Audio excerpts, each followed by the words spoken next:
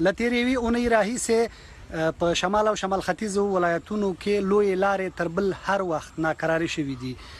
د بغلان شمال او د بغلان کندوز پر لویه لاره هره ورځ افغان امنیتي ځواکونه او طالبانو ترمنځ نښتې کیږي. پر دې لارو تلونکي مسافر او د ګاډو چلونکي وایي ساعتونه انتظار باسي تر څو لارې خلاصې شي او دوی پرې تګ راتګ وکړي. په تخار کندوز لویه لار کې هم په دې وروستیو کې د ناامنیو کچه لوړه شوې.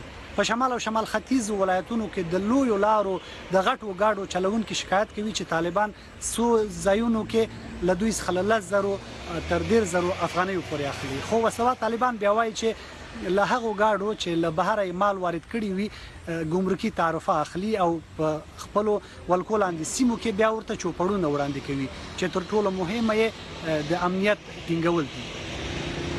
بلخ کابل د افغانستان له لویو سوداګریزو لارو بلل کیږي چې د بغلان ولایتي مرکز پل خمري ښار تیریږي چې د افغانستان سربیره د پاکستان ځینې مالونه هم د منځنۍ اسیا هیوادونو ته لیږدول کیږي او له هغې لارې افغانستان او پاکستان ته ځینې مالونه راځي.